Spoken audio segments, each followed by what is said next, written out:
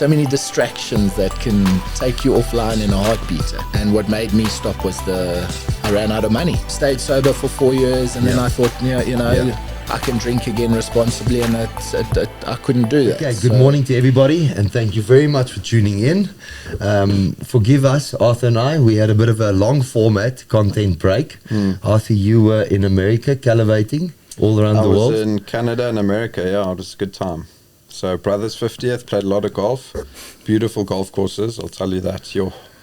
Which golf courses did you play? So Cabot Cliffs, Cabot Links. Cabot Cliffs I think is in the top 15 in the world. Sure. So super special course, and then New York was just being a tourist for a couple of days. So it was nice. Having a kid doesn't really make you feel like you've had a holiday, to be honest. But I was about to ask you, traveling with the kids a bit different. Yeah, it wasn't actually. It was fun. It wasn't as bad as what we expected, but it was good. So we've got to grind till the rest of the year and push through. Don't feel rejuvenated from the break, but we might carry on, eh? Yeah, you went straight back into business. Straight back, no huge jet lag. Next day back at the office. But super excited to speak to Anton. We've wanted to do this for a while. As you can see from his figurine, he's got his eyebrows plucked, his ears waxed, his nose waxed. Yeah. He's that type of guy. Yes, he is. Very, very heterosexual. Yeah, very. I know the women golfing, or the women... How do I explain this properly without sounding... We feel very inferior this morning. Women golf at Dainfern has gone up 40% because of Anton Haig. Avi, we know he loves you lots. But maybe some other woman definitely sees him as some candy. Yeah, well, that's fine. Well, you can look but don't touch.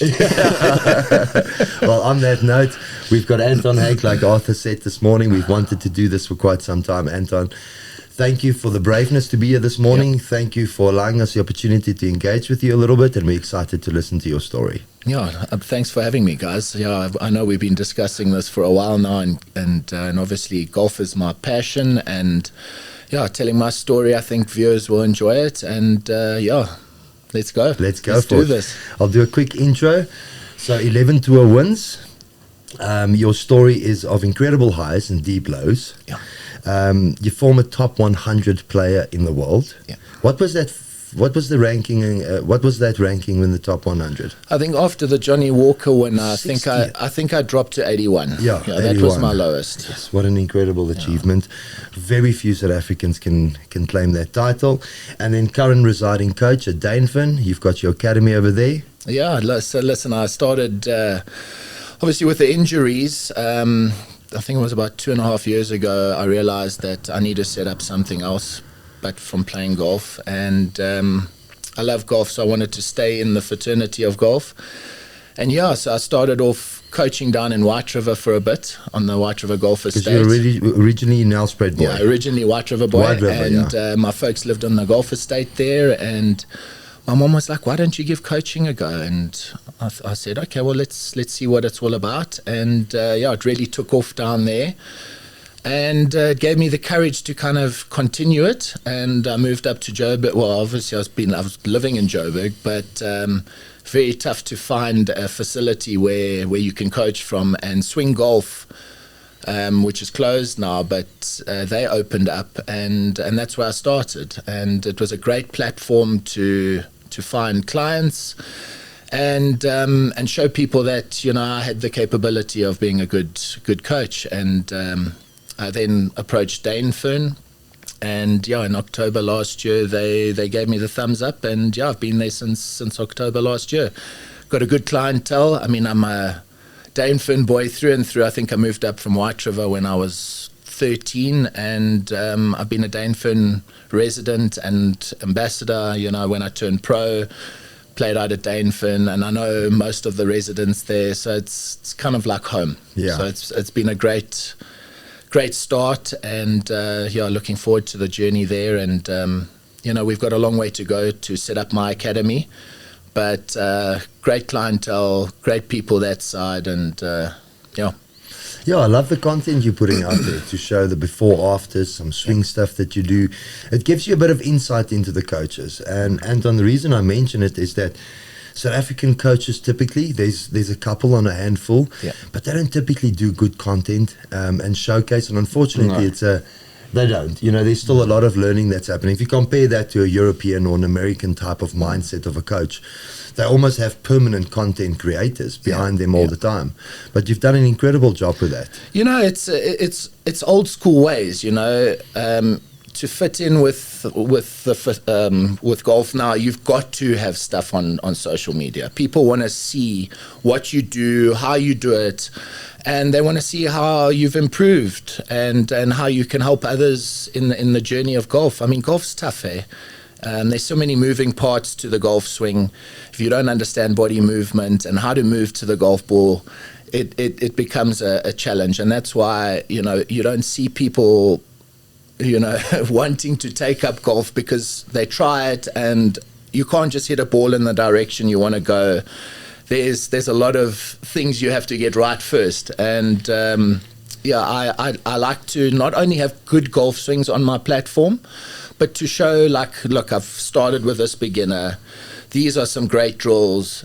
Does he hit it great all the time? No. But it's showing the journey, showing the progression, moving into understanding how to swing a club properly. Well, I think it's important what you just said then. It's a bit random, but recently Burger King launched this campaign that they showed physically their food going off, molded. Sure. And the reason they did that was to show people it's real meat, it's real buns, you know, it's real capacity. So I think that's a very good point what you made there, that we want to see the in-between as well, because otherwise it's not organic and it's unrelatable to people. Because I just got a very humbling week in golf, worst round of 92 on Sunday and yesterday 75.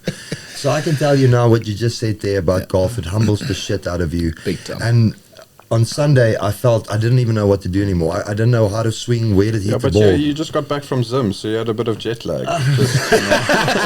That hour and a half flight really took it out of me. Huh? That dollar-rand exchange. I think it was the American dollars that I had to correct. It shocked your system a little bit. You know, I didn't think about that, but maybe I felt so cash-strapped on Sunday that I just couldn't think. You couldn't have halfway. I'm with you. You were starving. I'm with you. But we all know as ex-players, that's the mental part of the game. Sure. If you can be top 50 in the world, they go through the same struggles as a beginner. Trust me, it's a stupid game. Yeah. It really is. Once you think you've got it, then you automatically just lose it. It humblizes you so quickly. Well, you can see it with Brooks Koepka. I mean, remember he was at a downer and then he thought Ricky Fowler. Yeah, Jordan I mean, Ricky Jordan Fowler, but Justin Thomas. Yeah, I mean, the guys, I mean, who's I mean, like Charles Schwartzel also, you know, incredible golfer, lost his confidence. This game, I mean, I remember on the European Tour leading 3 golf tournaments after the first day. I mean, shooting 62, 63, and then shooting 80s the next day and missing the cut. I mean, that's how brutal this game is. Yes, was I sober? I think a few of them were straight from the club after. But yeah, this game, one day you feel great, and then the next day you can get on that tee box and look at that fairway and go, jeepers, I don't know how to hit it. Yeah. You don't feel comfortable. It doesn't suit your eye line, and worst case is like some golf courses that you play every year don't suit your eye. Yeah, 100%. And you're like, how do I, you know, you've got to go and play, especially when you're playing badly, you've got to get your rankings up. You've got to at least do. Playing too much golf to try and, you know, keep your card, and that also burns you out. So it's really difficult to monitor how much you play, how much you're training, how much you're practicing, and keeping that balance and having enough time to rest.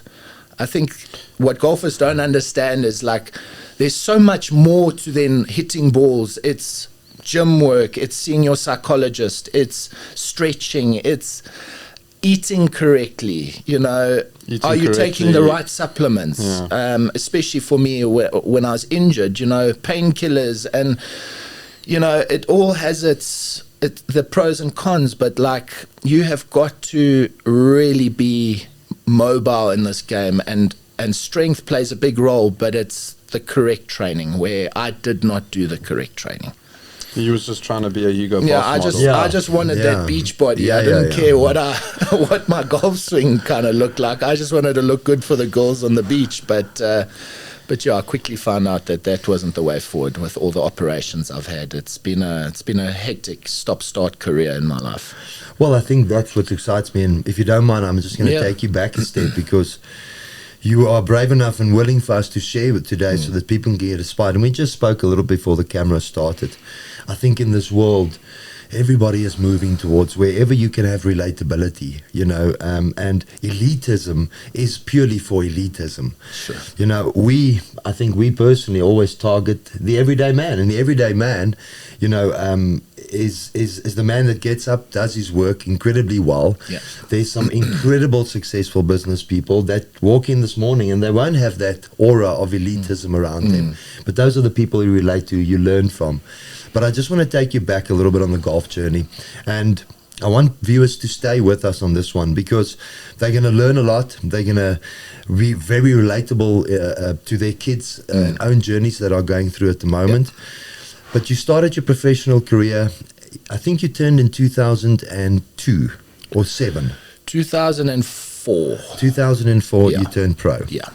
Okay, so just take me a little bit through that journey and how you got towards the top form, and then we'll talk about the other side of it. So yeah, I mean, I'm going to go a little bit further back. Okay. At the age of 12, I came down with a serious knee injury, and I was meant to go to Michael House and for a sports scholarship, and cricket was my first love. Okay.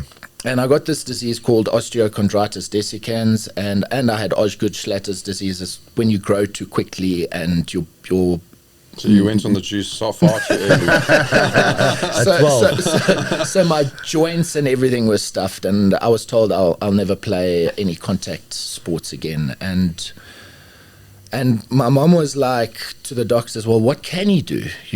Sports is his life. That was my first traumatic experience. Gotcha. Because put me in a classroom, I hated it. I spent more time outside the classroom because I was causing shit inside. And all I wanted to do was be on a sports field. And when they told me this, I was just like, anything, I'll do anything. And the doc said, Anton, you can play golf, but you're going to need a golf cart, and you cannot walk, you cannot run, because we need to get this sorted out. So they put a cast on my leg for 6 months to stop me, because I mean, how can you tell a kid not to run and go and do things like that? And that 6 months, even with felt like eternity. Even with the cast on, I was still running around bowling in the nets, but I wasn't able to actually, put a lot of pressure on there. And then that kind of fixed up, and I mean, my grandmother played golf for South Africa, and I kind of had a love for it when I was 6. I mean, I hit a ball miles, but it wasn't there. And then I started playing, and literally within 2 years, I was a scratch handicap. I mean, at 12, I was scratch, and got my, Jimmy Cook. I was in the Jimmy Cook Cricket Academy.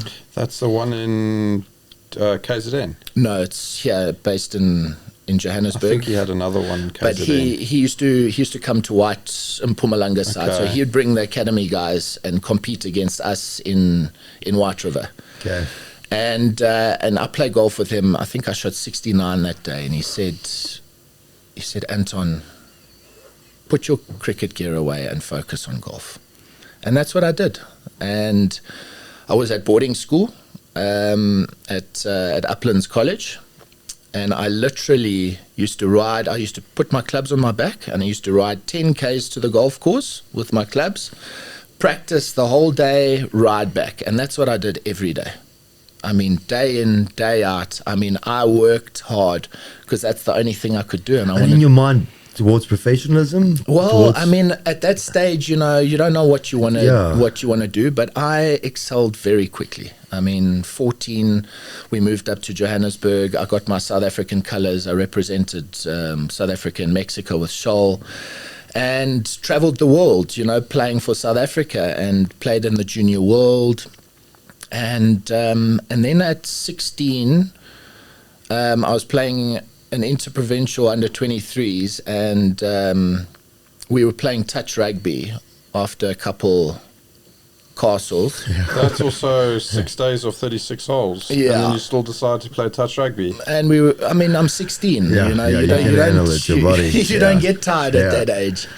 And we decided to play touch rugby after about 8 beers. And Dave Hewen decided, no, he's not gonna touch me. He's gonna go at me.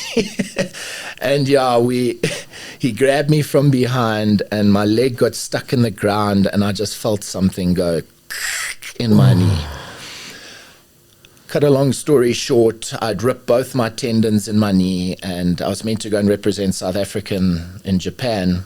Had to withdraw from that, and that was a year out. That was a big blow to my system yet again, and that's kind of where the first massive injury occurred, because I was planning on turning pro and really taking golf seriously. But yeah, I did my rehab correctly, and then 18 decided, turn pro, and everyone was like, Anton, too early, rather go to college, go and do this. Central Gauteng guys were like, no, just trust me, it's too early to turn. And I went against it. I signed up with International Sports Management, Chubby Chandler and his stable. And within, a year, I'd won 2 tournaments in South Africa. I think I won my first event as a pro at Dainfern Country Club, which is the Seekers Pro-Am, and I beat Nick Henning in a playoff there. And then from there, went over to Asia, got my Asian tour card, and then won the Malaysian Open and the Namibian Open the next week. And then 20 came, and then won the Johnny Walker. So I won 4 big tournaments within 2 years, and my career shot off. I had endorsements all over the place, more money than I'd ever seen in my life coming in. And from there, things got messy. Yeah, but take us through that. Things got messy. I mean, So I think too, you got too traumatic, because they say a kid, when they experience that type of trauma, you sort of stay in that personality. You don't really grow any further. Yeah. And Anton, I'm not a big philosopher, but there's so many studies that prove that when a kid Childhood trauma is huge. at 14, it's sort of, they don't really grow. Yeah. And only the growth comes after like years and decades after that. So you now start of the career, you go against advice probably from a lot of people that love you around you. Yeah. Which we all go through that phase, the rebel phase. You go into it, you have incredible success immediately. Take us from there.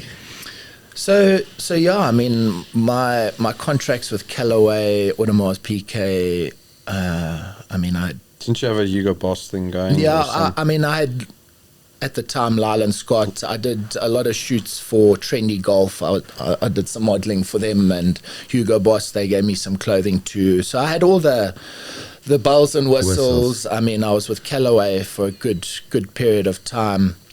And then at 21, I had my first hip problem. I went to go and see Dr. Karchek here at 4A's Life, and they did x-rays, and I mean, I was battling with my hip here. I was sore. I was in the physio rooms all the time, and they said, Anton, you need to go and check it out, because, we've done what we can. And I mean, I was taking 5 cataflams a day, 10 Myprodols. I mean, I was floating. I mean, in a daze most of the time, just trying to numb this pain. Had the x-rays, bad news. You've got labrum tears, and your femur that fits inside the hip socket is too big, and it was touching bone. I mean, I'd worn out the labrum, so it was bone on bone, and the agony, I couldn't even walk without it pinching. And I had my first hip op, out for another year. So from playing extremely well to now, another big incident with injury. Losing rhythm. And that kind of just happened over and over. And it wasn't it was both hips. So they had to do the one first because they can't do both because you need to be able to walk. And Okay. so I said, do them both. They said, no, we can't. We can only do one at a time. So it was 1 year out, getting the one right, and then another one back to back. And so 2 years of recovery, trying to get back into golf, and it took a long time for me to get into the flow of things again. And with the depression, I started drinking, I started partying, I started mixing with the wrong crowds because I was depressed, man. Yeah, I can imagine. I just wanted to be on the golf course, making money, playing, competing. I missed that, and from all of that to being at home, I was bored stiff, and started really drinking heavily, using drugs, and then once I had recovered from those ops and I got back playing, it took a hell of a long time for me to get back into the flow of things again. And I lost my tour card on the European Tour in 2010. Went back to tour school, managed to get it back at tour school. But in this period, I was drinking, partying. I was just not a happy camper. I had too much money too soon. It was I had a very strict upbringing, and then having all this money and being able to do whatever I liked, kind of just caught me too quickly, and I just had the fear of missing out. So if guys missed the cut on the weekend, even if I was doing well, I would still go out and get pissed. And it's caught up very quickly with me. And then I think about 2 years after that, I had to go in for my third hip hop. And then the doc said to me, Anton, your body is not going to withstand a long career in golf. And this is where my heart sank into my chest, and I was like, oh my God, my life's done, because I didn't finish school, I didn't get a matric, I didn't have any backing to fall on, and I literally said to myself, I'm going to jaw until I kill myself. That's where I was, and I literally tried every drug under the sun except heroin. I was too bung to put needles into my veins, but I did everything. And towards the latter end of my using, I was on crystal meth for 6 months. For every day I used. I think I slept 1 day a week. 1 day. I used to jaw 6 days, dos, wake up, repeat, 6 months. I went from 90 kilograms to 75 in 6 months. That's what I am now. I was skin and bone. I was lost. And what saved me is I ran out of money. And I'll never forget, I had a huge fight with my mom. And she said, you're no longer my child. I don't want anything to do with you. Because I'd hurt them that much. I had pushed everyone away. I was, when people say rock bottom, they don't realize what rock bottom is. It's everyone around you doesn't want a thing to do with you. You can't make one phone call and someone answers. That's how much I destroyed my relationships around me. And funnily enough, I phoned up my pastor, Rory Dyer, who had just come into my life 3 months before, because my mom had asked him, saying, I'm worried about my son. Please, can you help him? And I phoned Rory up, and I said, Roars, I'm going to kill myself. Can you get me into a treatment center? And literally drove to my house. He stayed there the night with me. He phoned up a couple people. And when I woke up in the morning, he had booked a flight. I was off to South Coast Recovery for what I thought was a month, and ended up turning out to be a year. A year in recovery. I spent a year in rehab. Let me tell you, the first 2 months, I took it as a holiday. I thought, I'm going to use again, but yes, I was still so high and in a bloody cloud for so long that, my program only started after about 3 months. I mean, I caused so much crap in there. Yeah, I was hitting on girls. I was fighting. I even tried to escape a few times, and they had to come and find me. And I was a nut job, man. And then 3 months into the program, after seeing counselors every day, working with psychologists, I decided, you know what? I need to give this a go because I'm so unhappy as is. I think I cried for 6 months while I was there. I mean, I was broken, man. So lost. I had a lot of childhood trauma that I had to get through. I was molested when I was 10. Okay. I had a lot of shit happen to me, and especially in boarding school, you get bullied. I mean, especially Afrikaans area. Yes, we got luxemed. When I say hockey sticks, they'd come into our rooms at night, beat us with bats. I mean, it was an experience, let me tell you. It really, and if you told your folks what was going on, they made life even worse. So I had to, let go of a lot of stuff, come to realization that all this stuff was holding me back as an individual. And I decided to go, okay, I'm going to give this program a full shot. And I'm so happy I did, because I'm probably in the happiest space I've ever been in, because now I understand. I can mix my heart and my head together. I can understand if I'm anxious, shucks, what's making me anxious? I didn't know how to. I was an emotional kid. When you start using drugs, I mean, at the age of 14, I had my first joint, and I think I smoked Zol from 14 until 20 every day of my life.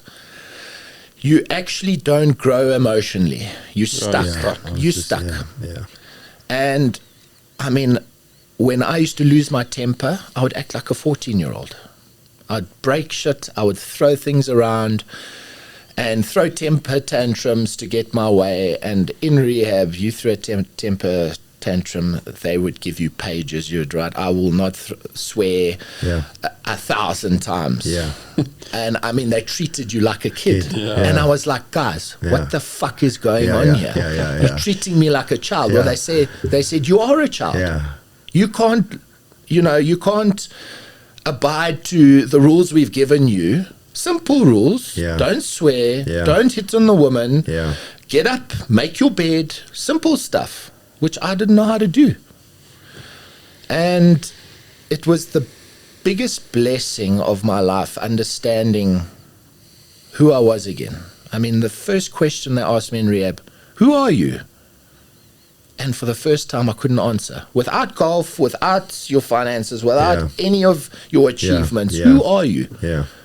And I said, I don't know. And the counselor said, awesome. We've got a place to start, don't we? And I'll never forget that. Mark Dixon Seeger, who was my counselor at the time, I mean, he brought me closer to God. And, I'd come back from a very religious background. And it kind of chased me away from that. I wanted to rebel. I mean, remember when you were younger, it was very old school. You would sing to the piano, and it was boring stuff. And you were sheep. You must do like a sheep. You must do this. And I remember when I was this big. Because my parents are Afrikaans, so we went to an Afrikaans church. I didn't understand a word because that Afrikaans Bible in hier kerk is words you've never heard of in your life. Do you know what I'm saying? An imperfect church group themselves. With so many mistakes involved. And so many rules. Very judgmental. Very judgmental. That side. But anyway, let's go back to very judgmental. There's a saying I absolutely love is to lead by empathy and curiosity rather than judgment. Yes. And I personally, just like you, Anton, I think we all went on a bit of a journey with religion. But I'm at a place where if you have that type of tone on judgment with me, who the hell are you? Who the fuck are you? Exactly. You keep your own little judgment for yourself. I'll do my own little thing, and we are all equal, you know. And religion causes a lot of shit these days, you know, because the Bible says you need to do this, and then another religion says no, this, and it causes a lot of turmoil in our world today. But for me, I love the Bible, where, you know, you stick to the commandments, you treat your neighbor as yourself. Just be good. Just be kind. Show love where you can, because people are going through. I mean, we're living in an environment today where the world is tough. It's at its toughest.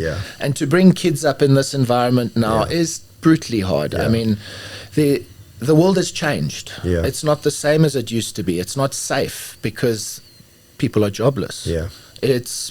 I mean, if I had kids and I didn't have a job, would I steal and go out there to provide? Shucks, yes. I'd do whatever it takes to keep my family alive. And it's tough to live in South Africa too, because, you know, you're fighting battles all the time, and there's racism, and there's this and there's that. And I just try and do a good deed for someone every day. And the religion side for me, I go to church because I've got this animal inside of me. I've got got you. Every now and then, I mean, I haven't had a dope or drug in 16 months. And every now it flares up, and I'll be like, my ego says, you can have a dope now. Surely, you know, you've proved it. And, you know, after I came out of rehab, I did a 4-year stint without anything. And after 4 years, you know, you felt like you've done it. You've done it. I'm not an addict anymore. You know, and I had to go through that process where I realized very quickly after I had a few drinks, it wasn't just a few drinks. It was a shitload of drinks. And then, you know, took drugs again, and I mean, painkillers, and you know, I'm an addict. I'm an addict. I cannot do anything in balance. I'm trying hard, but I've got to go to church for my own sake, because I need something else higher than me. You know, if I think I'm God and I can take on all the stress and anxiety of this world today, I'm finished. Going back to what I was saying, I think it's a crucial thing, bringing up kids with religion, and let's call it planting the seed softly, and not forcing you to do what you need to do too early and make it a deed, or make it forced upon. You know, it should never be forced upon. It should never be forced upon. I think it should be very natural. You do your natural things, and we'll get to a point in time where they start committing themselves. Than the other way around, because sometimes you're too young to understand what's going on. Immaturity. You know, you go to church at 5-6 years old. Your brain's not even developed yet. You don't know what you actually there you're for. looking at the sweet shop on the way out. That's what you're thinking. Or looking at all I think it's important as a parent to give the kid a platform to choose from when he on the foundation. So, like, if I had to have kids with my missus is Jewish, and I'm Christian, and my kids will be Jewish, you know, because they take their mother's heritage. And I'm okay with that. But, you know, for me, I would give them a Christian environment, and I would say, no, you're going to go to shul. And give them, you know, it's up to them at the end of the day. But it's up to us to not force it, but show them, like, you've got to live that way. You've got to live with kindness, show love.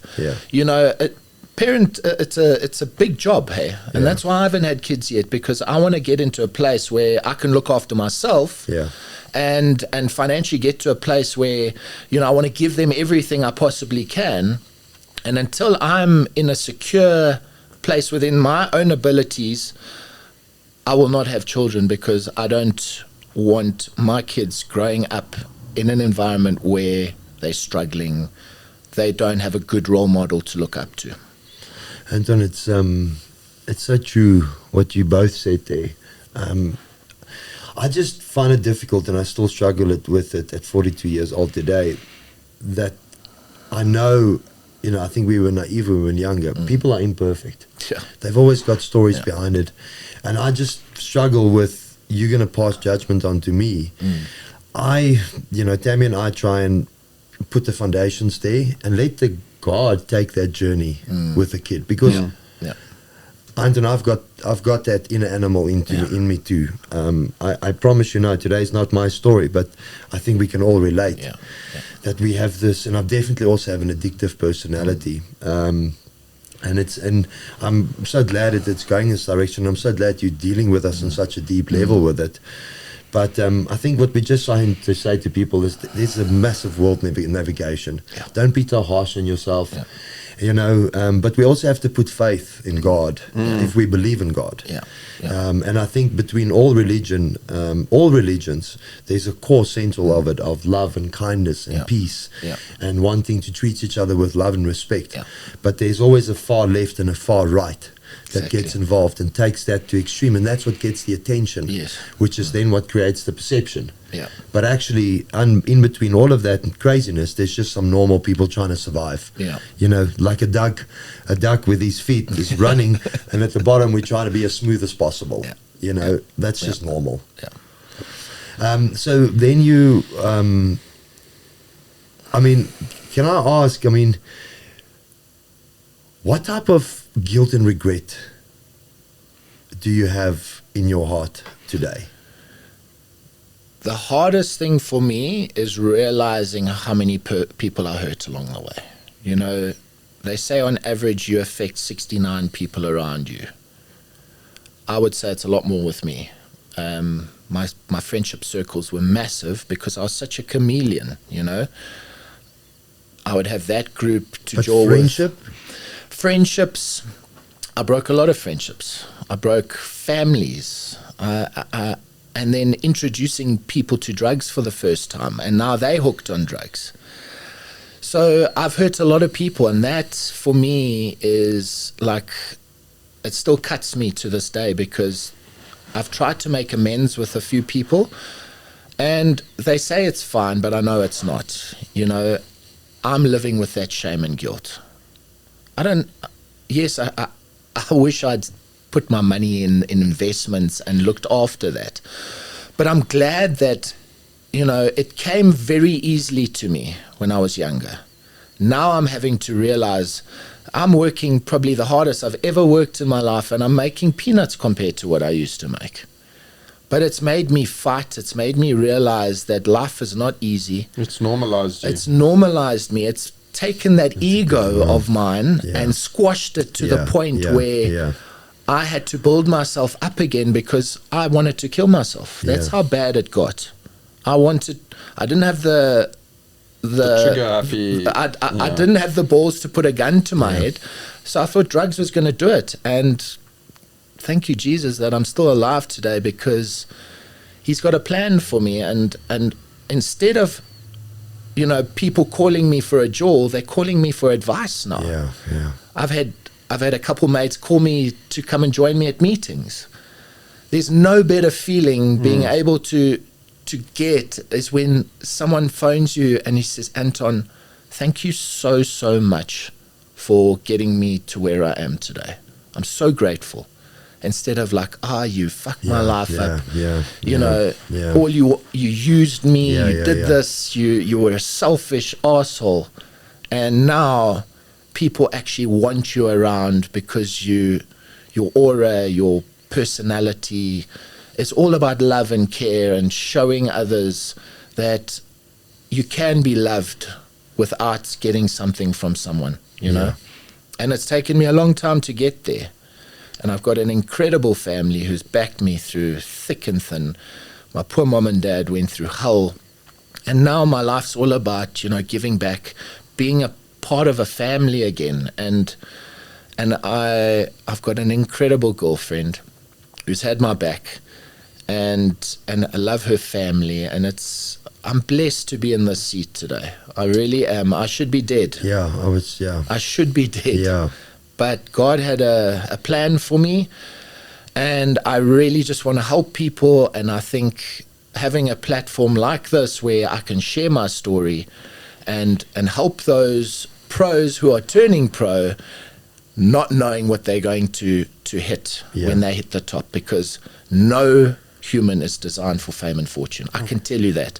And if you don't know who you are as a person, and you've got shit that you haven't dealt with, put some money in that, and then that wild creature comes out, and before you know it, you're hooked like I was. I've got 2 points.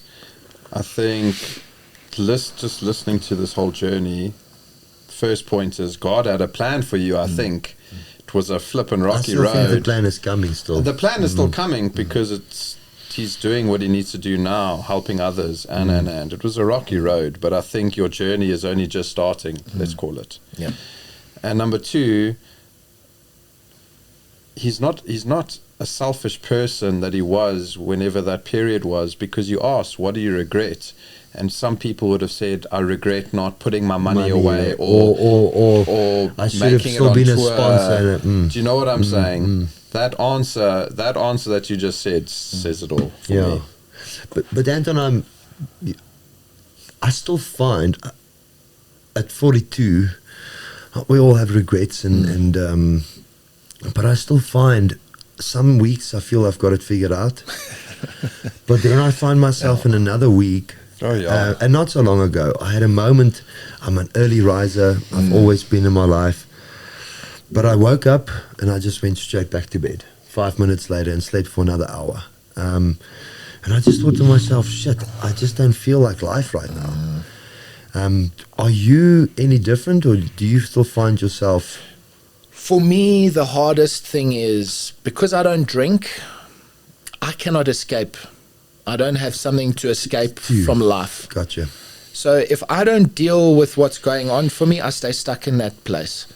And that's why I do NA meetings.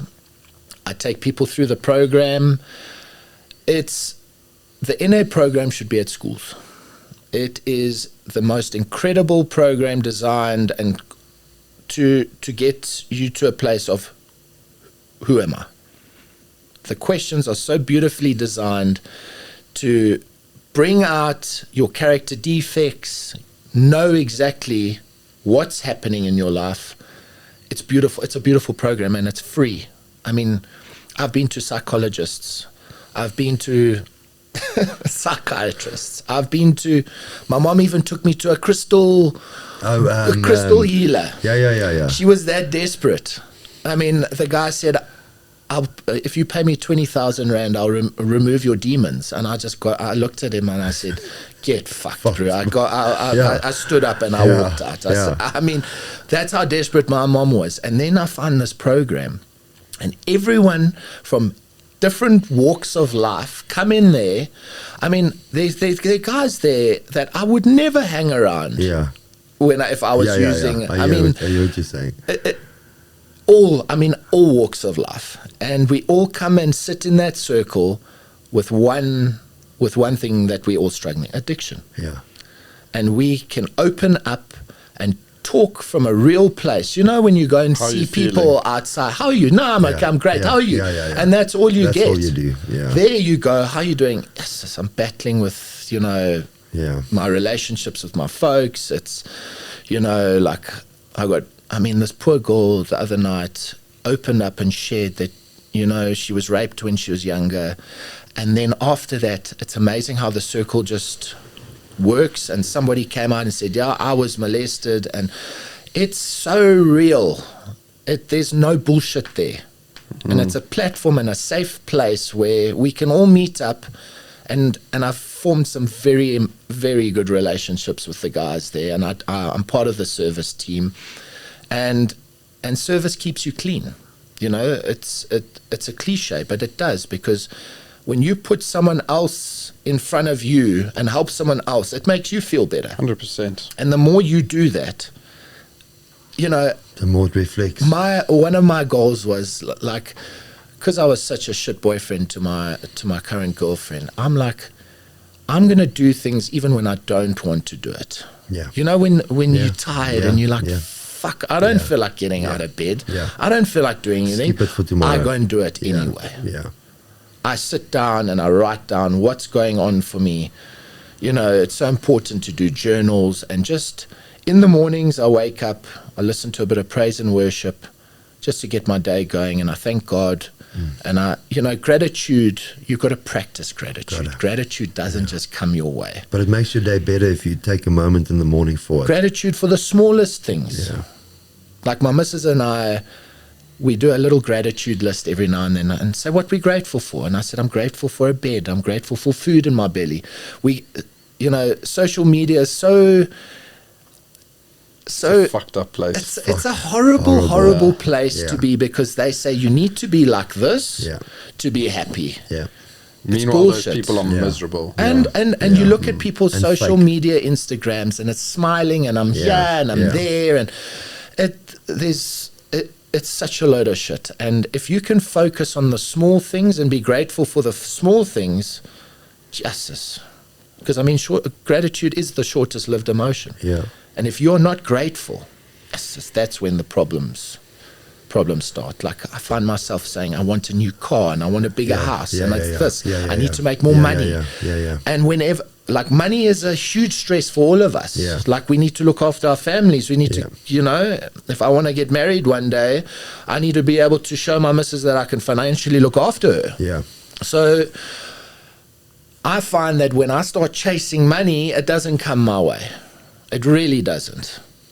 And I become a nasty individual when I'm money driven. You're desperate. It's an addiction in itself. You're chasing to, and instead of just like trusting the process, because I know I'm a good person now. I know that from the insides. I know I am a good person, and I try and help people. And coaching, when I'm dealing with the kids, some kids cry because this game is hard, but they cry because they can't hit the ball. And now I've got to try and be there for this kid to say, hey, I'll even get up and I'll hit a shot, and I'll hit a cuck shot, just on purpose. It helps. You see, I even hit bad shots, and then to try and get kids loving this game, wow, it's a challenge, man. Yeah. Because some kids pick it up like this, and some kids are like this, and man, I love working with kids. I think it's, and they pick it up so quickly, and I can see if a parent is pushing them into golf, or if they're there because they want to be there. And it's a beautiful journey that I'm on, because like the end goal is I want to be involved in golf. Coaching, I'm capped. I'm selling my time. I feel I've got more to give. I want to do golf tours. I want to get involved in management. I've got such big plans, but I'm yet to find someone who sees the vision with me, and that's okay. Yeah, that's okay. And I've got to say well done to myself, because 2 years ago I stopped playing golf. I wasn't making income. I didn't know what I wanted to do. Started drinking heavily because I thought, oh my God, my life's stuffed again. Yeah. And my house is paid off. I make a decent salary. I can live off it. The tax is another story.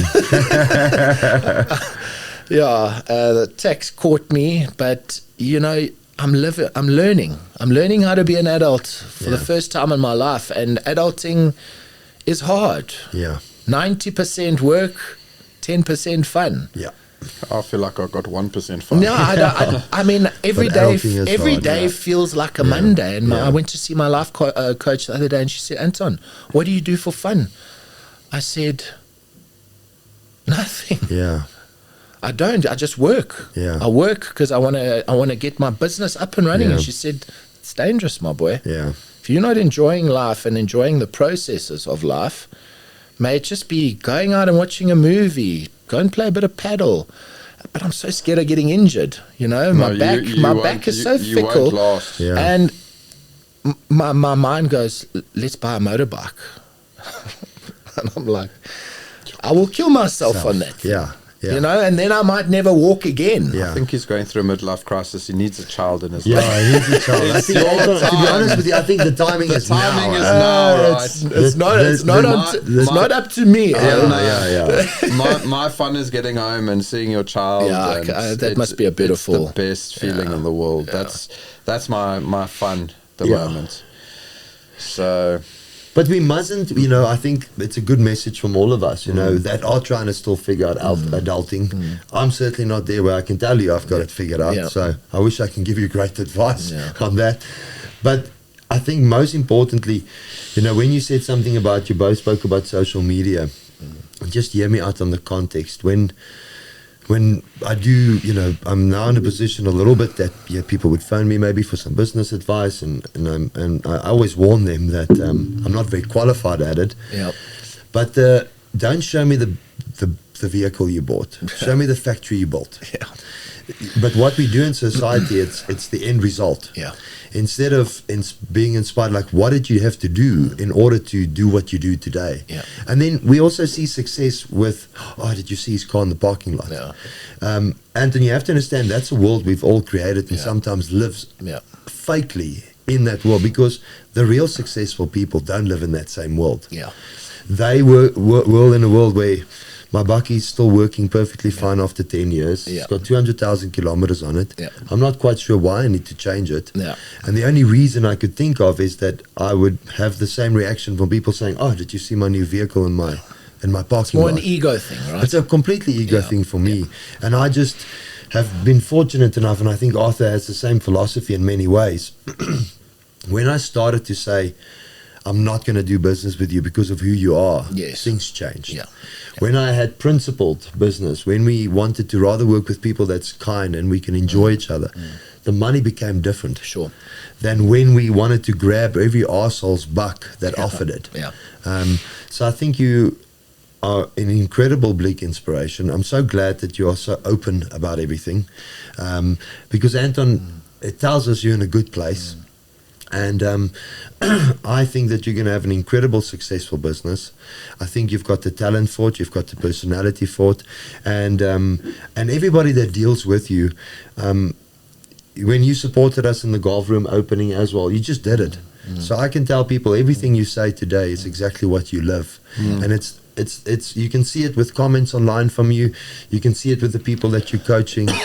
I'm incredibly inspired and very proud, and I know I don't mean that in a dad position, but you've inspired me also to keep that devil, that inner animal that I've got, pushed to the ground. I think at the end of the day, people think going and seeing a psychologist or a life coach is weakness. Yeah. That's a big stigmatism, Big, especially with males. Like bingo. us, Bingo. we It's a are big our role in life is to be strong, protect, make the money, and show no weakness. No matter no what. emotion. Yeah. I promise you now, for me, I love going to therapy because I can talk and let everything out and walk out of there with everything off my chest. When you're holding on to secrets, when my mates come up to me and say, can you keep a secret? I say, rather don't tell me, because I don't want to know. Yeah. Can you imagine your friend says to you now, well, I stabbed someone or I killed someone? I don't want to carry that because I will go and tell the police. That's who I am. My morals and values are that way. Don't tell me secrets, because I want to I wear my heart on my sleeve. I will open up, because I've done a lot of soul searching and I've turned every stone upside down. And I've brought everything to light, because that's where you grow. You understand, okay, those are my character defects. I'm codependent. I like affirmation. So what I'll do is I will step out of my comfort zone, act in a way, swear a bit more to get attention. It's like I know when my character defects start popping up, and I'm able to identify it with it quickly and realize that I'm actually seeking affirmation, because we all love affirmation. We like to be noticed. We like to see acknowledged, and that's it. And therapy for me is a must. I think it's a crucial aspect of life, because you don't know the answers. And if you think you do, you fucked. Excuse my language. No, I don't like swearing. But if you think you can do life alone and keep all your thoughts and emotions to yourself, you're going to be a very unhappy person. No doubt about it. And it's not going to work out that No. way. No, the devil will get you. Yeah. And, Anton, it's three boys here speaking about quite deep stuff this morning, which I think individually we all struggle with. Yeah. So thank you for sharing all of that. There was some big trauma you spoke about in your childhood when you were 10 years old. We didn't just flush past that. Yeah. I think it's just an awkward conversation or an awkward topic.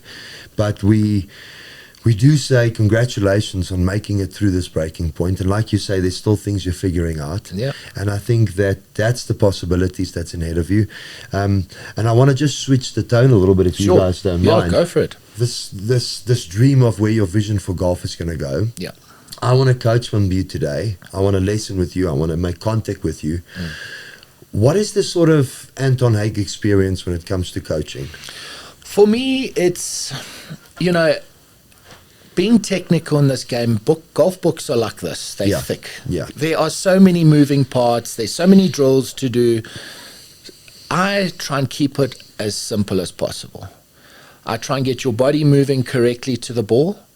And if you can't hit the ball when the body's moving correctly, then we tweak a few things. So for me, I work primarily on getting a good setup, getting athletic to the ball, and keeping it simple, because I know that when I'm on the golf course and I'm thinking swing, 5 different things. Finished. Done. Yeah. Shanks. Yeah. I mean, I've hit it all. Yeah. So for me, make this game easier. Make it simple. Give good body explanations. I've had 10 operations. My body doesn't turn like it used to. Yeah. I've found ways to turn better by moving the body better. So I'm all about fitness. I love, my missus is in nutrition. She does meal plans and things like that.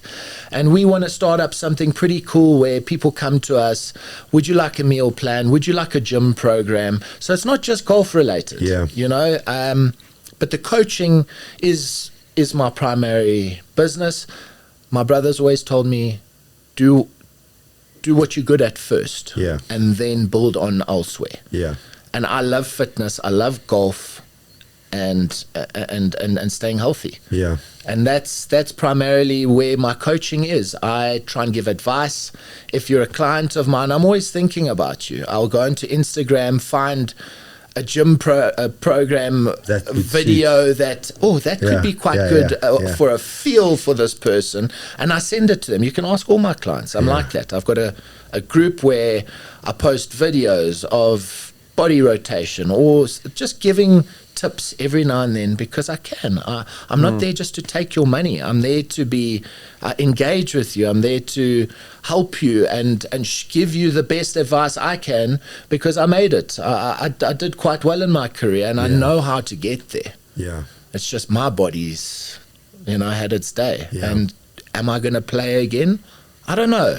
But right now, my focus is not on playing. It's getting the coaching right and getting this academy up and running. Tell me, I mean, I don't want you to spill too many beans, but estate golfing and coaching in an estate, we all know that in these estates it can get quite hectic. There's 17 opinions about one matter. Do you find it challenging because you were at an independent range before this, now a while back, but do you find it challenging? Well, the independent range wasn't a very good range. It didn't have a short game facility. No.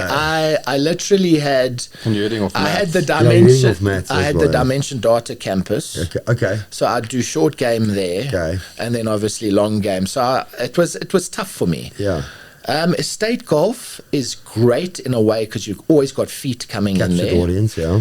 But where you have your tricky parts is like you've got the homeowners association, then you've got the golf committee, and the homeowners is actually what carries the golf course, and most of the homeowners don't play golf, so their levies go up and then they complain, and what they don't realize is that if the golf course is not great, property goes down. Do you know what the government could do?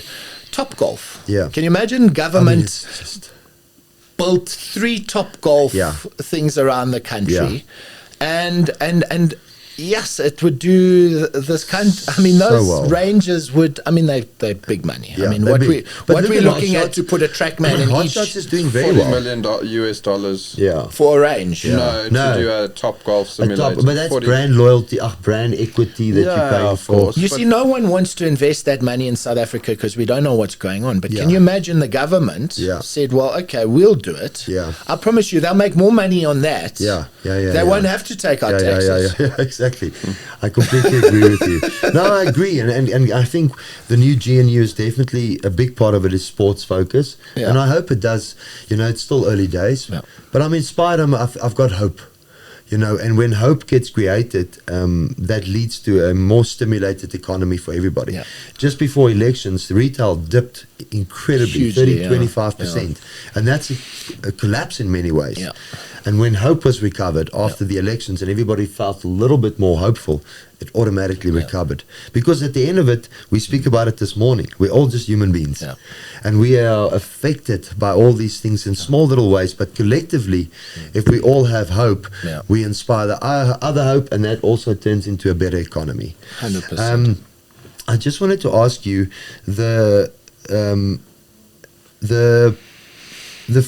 so you've got a lot of dreams for yourself. I'm glad you're taking it phase by phase at the moment. You're currently sitting at the coaching site on Dainfern, and you've touched on it a little bit, but do you really see yourself playing professional golf again with the state of your body? And I don't mean the state of the outlook. You know I'm what talking more the inner stuff. You know what it is? I've still got seniors tour. Hey? Yeah. That's in 12 years' time. Yeah. For me, it's not like, do I have to play again? I just miss competing. Okay. I miss getting out there. Okay. And then seeing Jared Harvey every now and then. Yeah. He's a character. He's a character. You know, there's some great guys on that Yeah. tour, and I miss the camaraderie. I miss traveling a bit. Yes. I don't miss the accommodation that we used to And the stay same in. food all the Yeah, time. You know, when yeah. you're a struggling golfer. Yeah, the garages. Listen, it Yeah. can get ugly there, but I do miss playing. Yeah. I miss that competitiveness, preparing mentally for an event. Yeah. I can comment on that as well. I'm playing some of the best golf I've ever played right now. Yeah. Yeah. Like, seriously. Yeah. But my body doesn't feel like it Hey. doesn't move the way it wants to. We're not 20 anymore. Yeah. I can go shoot a 64 Yeah. one day. Yeah, but can But you do it 4 days? can I play 4 days? Yeah. Not can I And back to back. not can I play 4 days and be okay afterwards? Yeah. That's the question. Yeah.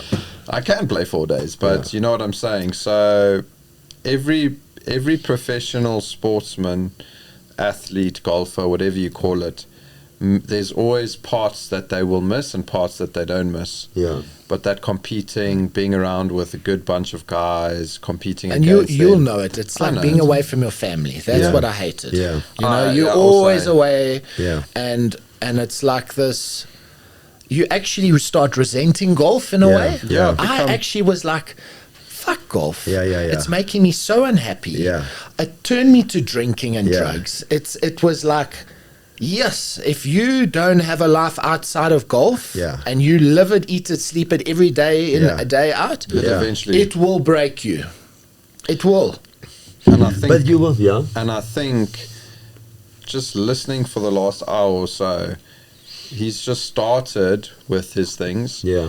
But I would want you to, the junior golfers, the 16, the 14, the 12-year-olds, if they are those serious golfers that want to turn pro and go to college and have a good baseline to get where, he's the perfect example. I completely Because agree. he's done the good, the bad, the And the ugly, ugly, the and everything. He in-between. knows everything. Yeah. He knows all the life lessons. Yeah. Golf RSA, they need someone who can literally look after some people, FYI. Yeah. Because he will be able to see if a kid's not doing what they need to do. I'll know if Yeah. a kid has smoked a bullshitting. joint Exactly. And or bullshitting. Well, not trust even me, that, just bullshitting. 100%. Did you do your mental prep? You can look at them straight in the eye. Didn't do my mental shit. No. I was certainly no So- angel as well. We will catch that so there's quickly. things coming for you that you can focus on as well. And I would put my kid with you if he was traveling around the world Yeah. or doing stuff Yeah. for serious tournaments. Yeah. I'd put him with my kid. I'll tell you that. For you guys, just before we end on that side, but just want to speak to you guys on, just give me your insights quickly on the Sunshine Tour. Yesterday, I played in a golf day. Chanel, which is one of the ladies' pros, she said that Standard Bank has pulled out of the ladies' tours. Do you guys know anything about that? So the tournament's apparently gone. That's the unfortunate part with the ladies' Sunshine Tour, let's call it. Well, maybe I don't follow it, so I don't see it on Instagram, but I don't see much going on. They do their posts on Supersport now and again. Yeah. But I think there's something missing in the country with the ladies. Do you know what I'm saying? Because we have the rest of the world is picking I up. really do feel for the ladies because you know. Massively. I mean, if look at you're Stacey Bregman, for example, Nicole Garcia, couple. I mean, they've been grinding at this thing. I remember when I was 18 years old, Stacey was someone to look up to, and she's still doing the same she's thing. She's still a hard worker, grinder at CCJ. What a good person. So I honestly think the women need more opportunity in this country. I 100%. think it's. I mean, look, we've got a British Open. Sorry to Ashley Buai won the British Open. We've got good ladies in this country. They just don't have the opportunity. I'll tell you exactly. It's. I know a couple of the ladies. They are having to work two jobs. 100%. Their focus is not 100% on golf. They have to go and coach. They have to go and do something on the sidelines. Because if your parents don't have money to help them, that's why the girls don't stay. And you know what was crazy? Investec used to be such a good support of ladies golf. Have they pulled out as well? I think they have. But they sponsor Stacey. I think there's some change. I've been under correction, but there's some changes that's came. To give props to Investec, they were consistent for a very long time. And they've done their part. It's the other side that hasn't come to the party for it to amalgamate. Do you know what I'm saying? They've been very good. So something needs to happen. You know what the Sunshine Tour should do? They should have tournaments where the ladies play with the men. They do. No, but they did. Oh, they had 4 or 5. And then how does it work? Do they go off of the same tees? No, it'll be different tees. They do have Die Darters, another one. But 5 girls? Sometimes there's more. I think and the Sunshine Tour really needs to look at getting bigger sponsors for the ladies. I think, to be honest, I would rather look at a pretty girl than watch guy golf all the time. Look at the stuff that Cassandra's doing right now. Cassandra Hall.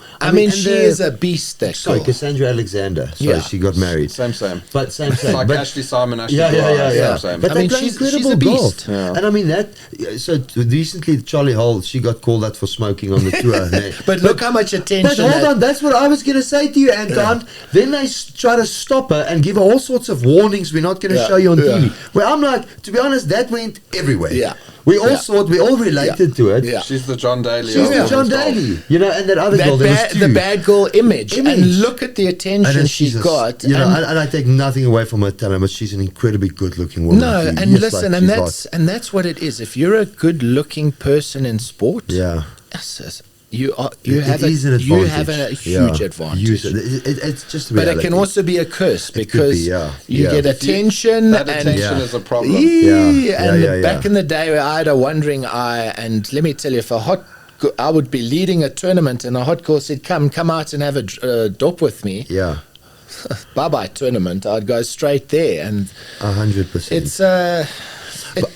It's tough. It's tough, but I'm telling you now. But the girls, I'm not going to say who, but I just want to give a message here because we've interviewed Lejean lose weight, and then we lost her footage. Literally lost her. We didn't lose it; it got corrupted. It got corrupted, the format or something. And it was incredibly. It was such a good interview. Such a good interview. We still owe her an interview. We still owe her an interview, but I felt so not bad because it wasn't a moment of like. But yesterday, a ladies tour player was the beta pro at the golf day, and she said there yesterday, there's no way she doesn't have money accessible to her. She struggles to get sponsorship because even from a sponsorship perspective, the only place where I have some relatability, Anton, if there's the sponsor has to be personal to that person, because the sponsor wants visible return. He wants brand visibility for his sponsorship, you know, and some people do it out of their heart, but some businesses, and in most cases, you want some return for your investment. And if there is no platform for it, listen, I mean, if there's no TV coverage, it's know, difficult, and if their social media isn't big. Here's the thing, right? It's also a tax write-off. It is. Yeah, you get 100,000 rand personally 100,000 every year. Yeah, to do that. Yeah. So why aren't the businesses getting involved? Tax write-off. But the businesses are involved, you know, guys. But I promise you now, it's easy to sit, but it's as a business sponsorship, it's difficult to always do for everybody, because your heart, you lead with your heart first. Somebody's struggling, you want to help out, or whatever the case might be.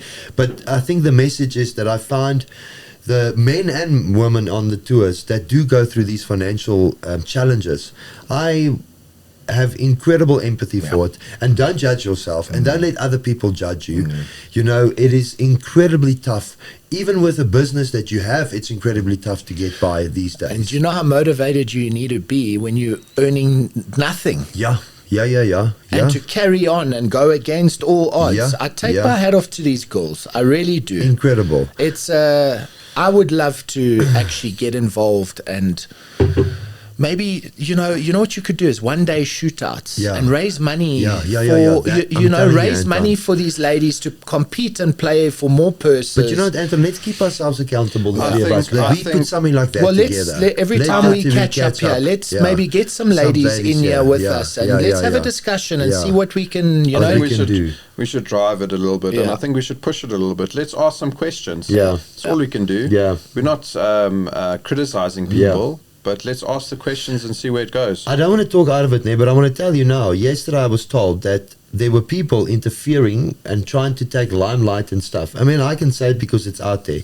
People were interfering. There was people trying to. So that some of the sponsor guys got a little bit annoyed with it.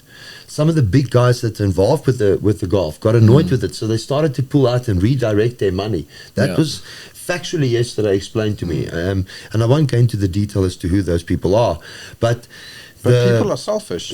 I mean, if you're playing on the men's Sunshine Tour and you're half decent, you see these women have hardly any tournaments, but they've got such a good sponsor, they're probably being selfish. If that's how you're explaining I don't know. It's exactly how it is there. But it's selfishness. I mean... And golf has got such an incredible reputation for fundraising, you know, helping out where it needs to help.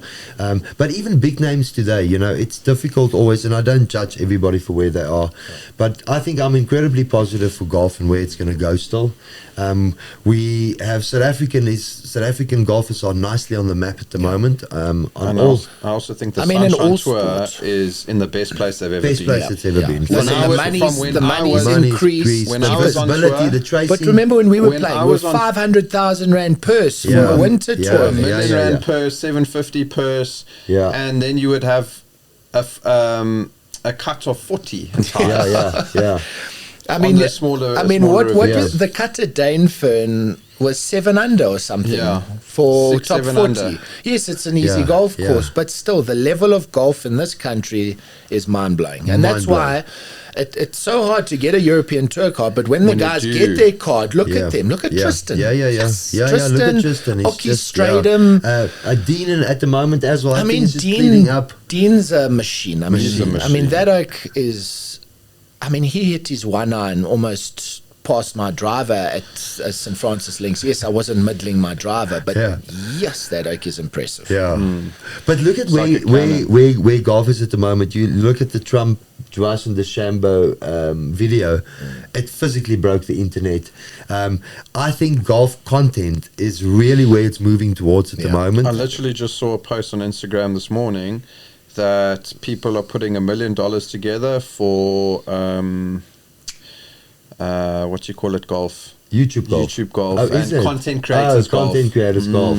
So those guys on YouTube are making a killing. And it's mad. Well, still to this day, the large sponsorship of golf in recent history is YouTube. All YouTube, not the number one player in the world. Everyone can afford to watch YouTube. Like 100%. You don't need a cell phone to watch YouTube. You've got a TV. Correct. Everyone's got Wi-Fi in this day and age. But Anton, from your side, I know I'm pushing it now a little bit, but Anton, any parting words from your side or something you want to finish on from your side? Yeah, I just want to say thank you guys for having me. I think I just want to be a better version of myself, and I hope someone got something out of it today. And I really want to continue coming to this show and talking about the hard stuff and opening up, man. I want to talk like real men. I want to be... I want to know, I want to get to know people, you know. I want to give back and give back to the community, which is something that is important, especially in South Africa. Yeah. You know, this country has been really badly affected, and I just want to do good for it. So, but thank you so much for having me today. I've really enjoyed the session with you guys. Cool. I don't think you've publicly been this public. Can I say that? Well, definitely not over a microphone, but I think Golfers Digest, I open up quite a bit. In the magazine there. I don't know if you read my article a while back, but yeah, I mean, I'm not scared to talk about the hard stuff. You know, I think I've done a lot of soul searching and I've gone through it. You know, I've really come to terms with the things I've done, and I just don't want people to fall in the same pit that I went down. Well, Arthur, anything from your side? I think thank you to Anton. I didn't think it was going to go that deep. I definitely enjoy these episodes because it affects you as well, because you start questioning things and looking at things differently from someone else's perspective. So thank you for sharing your story. Pleasure. You're a good friend. He sends me a lot of his customers. I hope it's because I'm the best, but no, you know what you're doing, bro. But I appreciate you as a friend and a person, and you're a legend. Thanks, buddy. Definitely, and thanks for being here. Pleasure. Yeah, and I think for anybody that's listening here today, thank you that you, with a lot of humility, come and sit here today. Talked about the extreme highs and, like I said earlier, the deep lows. Yeah. And I think what you've just done is humanized yourself, because I think 99, unless there's a pompous prick on the other side that thinks he's perfect, 99% of people you've inspired today. 100%. Motivated. Definitely not just touched one person, but there'll be a lot of people out there. And it's real. Yeah. I also love being real. Yeah. It's easy to talk from a real place. Yeah. You know, when you're having to lie and that's why when feel you ashamed, and no, man, talk the truth, because then you don't have to remember your lies. Yeah. That's why when you phone me half an hour before we start, he's like, "Where are you?" I'm like, "Bro, we've got this. You can't be real if you've mentally prepared this for an hour and gone through notes. You've got to go also runs on African time. Oh, yeah. He's definitely African time, this guy. And then he says to me, "I can't get hold of you, African time." Well, Anton, from my perspective as well, thank you so much for sitting down in here. Pleasure, guys. Thank you for taking the time to do this with us. You know, guys, this show is, in the bleep of things, absolutely nothing. It's still very much a passion project and not a financial project for me and you. But what's so incredible, I want to thank everybody that's listening here today. We're still not perfect at this. We're still not the best at this. We're still just normal guys that have a day job, that have to squeeze this in. But the watch hours is doubled in the last month. And the golf room, which, thank you for bearing with us with a few social media posts. You can blame Mornay that's sitting over there, that you bared with us, that we promoted the business a little bit. But thank you for the reception we've had there, and the amount of rounds of golfs we've had in the last month, and especially in the last 3 weeks. Just blew our minds. So thank you to everybody here, and whatever you're doing in your day job, whatever you're doing in your life, and whatever ambition you have, whatever plans you have, we bless that journey with you today, and thank you for giving us the time as always. And Anton, if you could just become a little bit fatter for your next one, if you don't mind. I just want to sit next to you and have some relatability. Yeah. Well, next time he comes, we'll just do a drug test and see if it's true. I'm not talking about drugs. I'm talking about the injection. I'm with you. Yeah. It might be on the roids. No. But what did I want to say now? Oh, guys, if there's anything from Anton's perspective, if you have any questions or something as a golfer or a professional golfer or upcoming person, a person struggling with something, hit me up. Put it in the comments, and we'll have him back then, and we'll run through some of the stuff, because I think he's gone through it all. So Let us know if you have any questions and run it through the comments. Absolutely. And if you've watched this whole episode, we appreciate you because this was a good one. Yeah, very good. And I want everybody to go and support Anton. Make contact with him, go for a lesson with him. And like we always say, everybody's got their coach and who they deal with. But in this area, there's a lot of golfers. And if you want just a normal human interaction and to get some insight into the game and learn how to do it better, mentally or physically, I think the specimen sits here. Mentally, Listen, as I'll Mark drop him told very us. quickly. He's a big man, but a weak man. He's a gentle I'm giant. a teddy bear. Teddy bear. I've been in 3 fights in my life, and my mom won all of them.